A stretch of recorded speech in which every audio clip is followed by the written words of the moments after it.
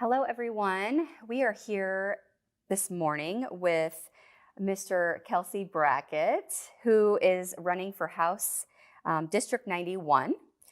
Thank you for coming today. Thanks for having me. Awesome. So we'll get right into it. First question, why are you running for Iowa House District 91? Well, I've spent a few years now on the city council here in Muscatine, and a lot of people had reached out to me and said that they'd really like to see what I've done at the city council level taken to the state house. And I feel that that's a level of cooperation with others that I've been able to learn how well that can work at the city council level.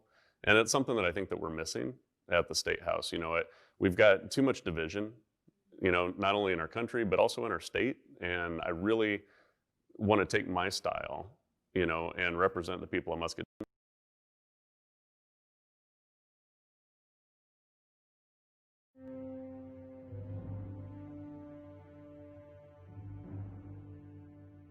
Hello, everyone. We are here this morning with Mr. Kelcey Brackett, who is running for House District 91.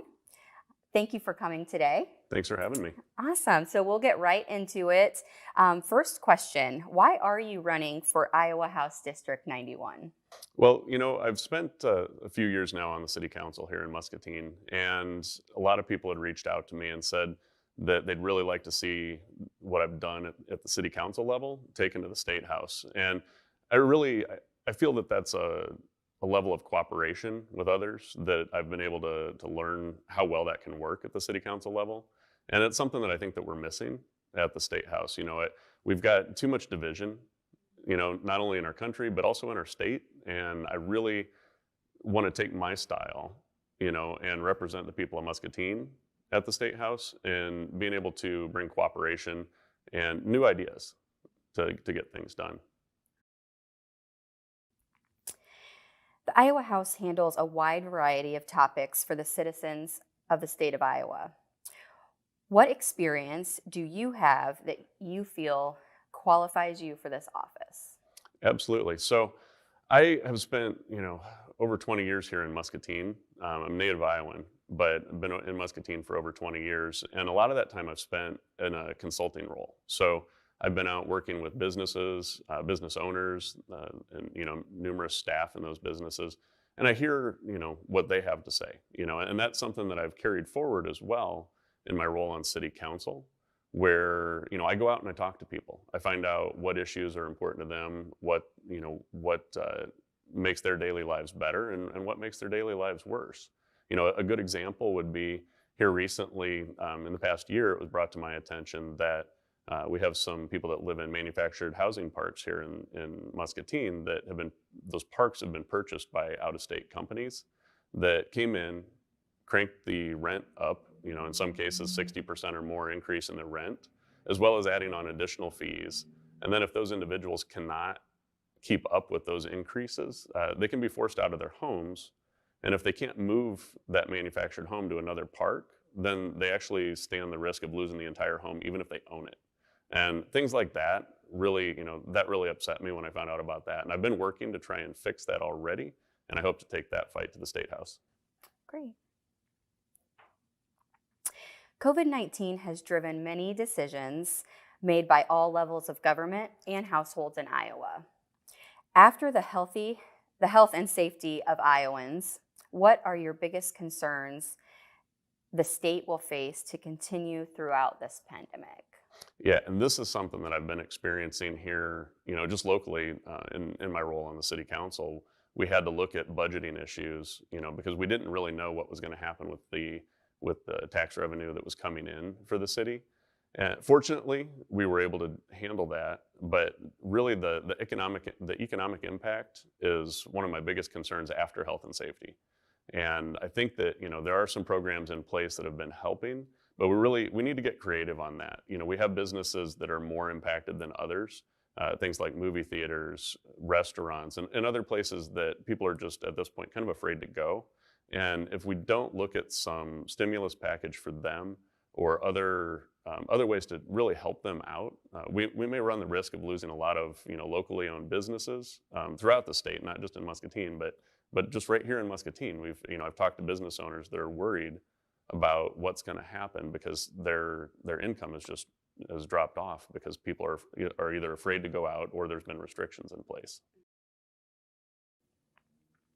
In your opinion, what is the number one issue facing Iowans at this time, and how would you address this issue?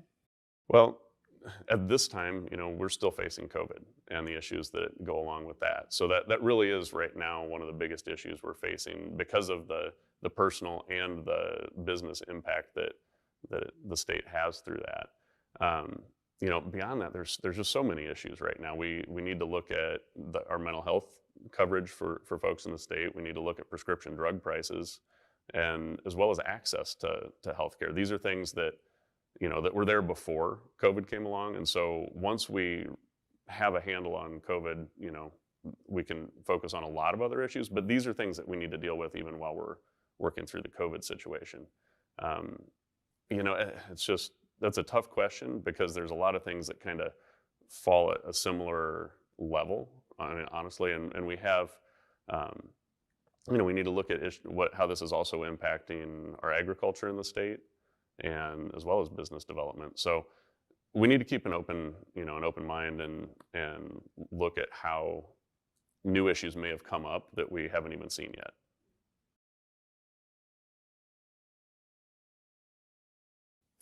Statewide offices are unique in that they require you to balance what's best for your district and what's best for the state as a whole. How do you plan to handle this? Well, this is something where I am going to be looking for cooperation from people both in my own party, as well as people that are not registered with the party and people with the opposing party. And I don't even like that term opposing. That's one of those things where I've been trying to let people know that, the best way to get things done is through cooperation. And so that can be taken to this particular question as well, because while I'll be representing this district, and which is predominantly Muscatine and some of the surrounding area, I'm going to be working with people from all over the state. And so I will be looking for those other representatives that are willing to come to the table regardless of party and work together for solutions that benefit not only Muscatine and District 91, but also would work to benefit the whole state. And I think, Muscatine is very representative of a lot of communities in the state of Iowa that are outside of the Des Moines area or the Quad City or Cedar Rapids areas. Those areas are a little bit more unique because they're large, and Muscatine, though, is very representative of the state. And so I feel that things that work well here can work well in other places, and that's how I hope to get that cooperation. Great.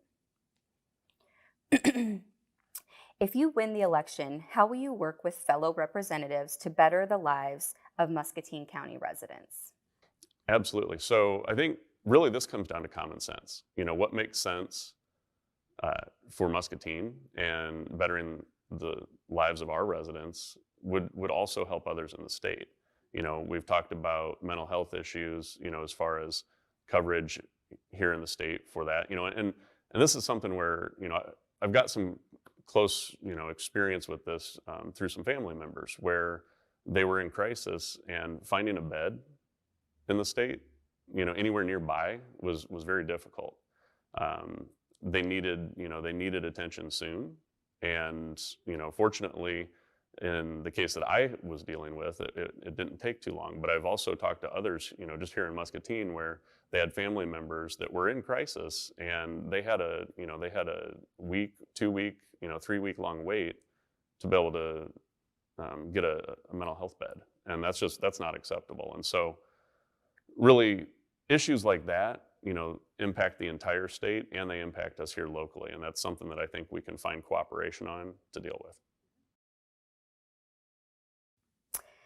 The topic of mental health has been raised as one of the key issues facing Muscatine County.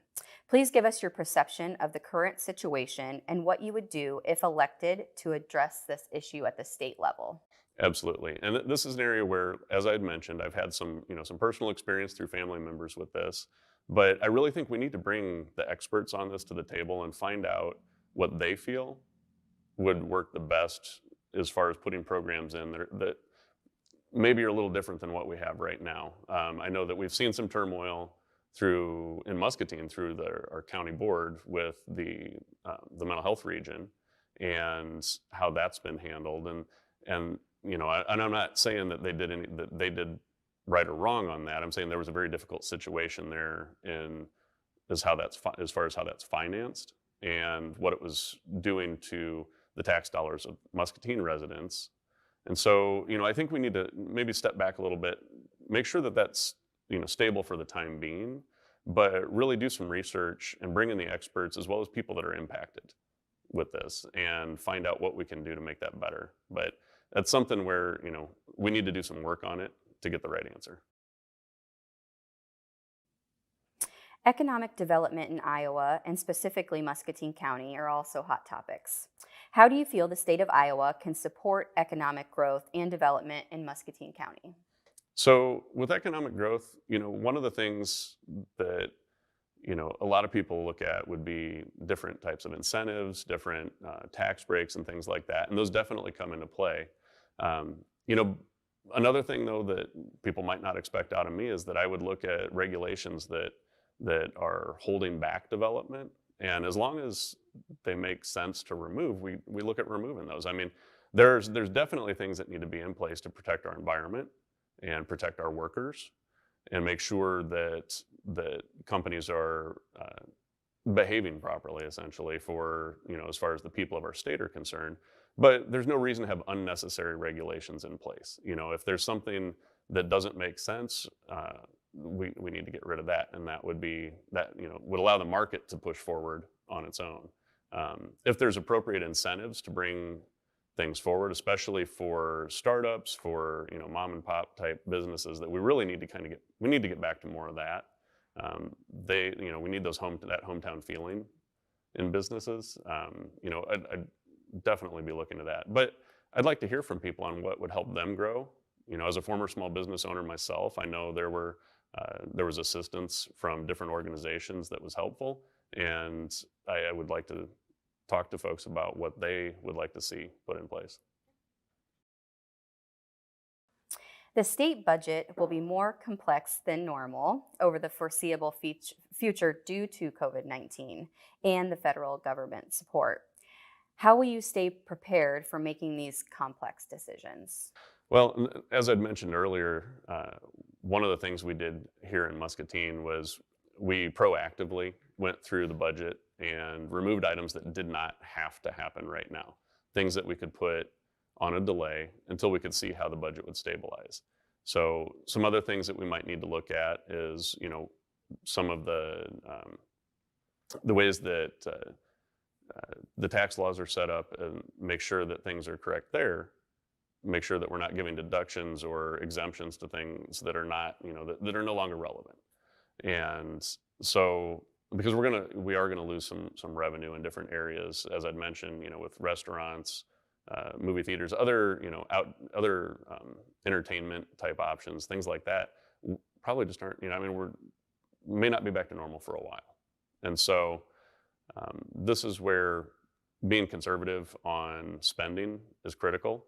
I mean, as I said, that's what we pushed here in the city of Muscatine, and it's brought us through really well. We at this point, we're able to start up new projects again and get some things back on track, and hopefully we'll be back to normal before too long, and then we can move forward. Last question. What is the most important thing you would like voters to know about you that they may not already know? Oh boy, that's a great question. I'm a talker, so a lot of people that if they've ever met me, they know a lot of things about me. I think one of the things I'd like people to know is that I'm open to new ideas. I respect other people's thoughts and their beliefs, and I think that what really makes us special in this country is that we have this large variety of opinions and backgrounds and everything else, and that we can bring that together to make it better for all of us, and that really that really is what I believe. I think that the people that disagree with me on things are important in the conversation because it forces me to look at things differently, and I value that. And so that's something I absolutely, want to bring to the State House. And, I think that if anybody's ever watched a city council meeting here in Muscatine that there was a heated discussion at, they can see that where, those ideas going back and forth produces a better solution. And it's a valuable thing. If everybody agrees from the beginning, then you don't get anything new. So that's what I want to do. Awesome. Well, thank you for coming today and answering all of our questions for the voters in Muscatine. Yeah, Appreciate absolutely. it. I really appreciate this. Thank you. Thank you.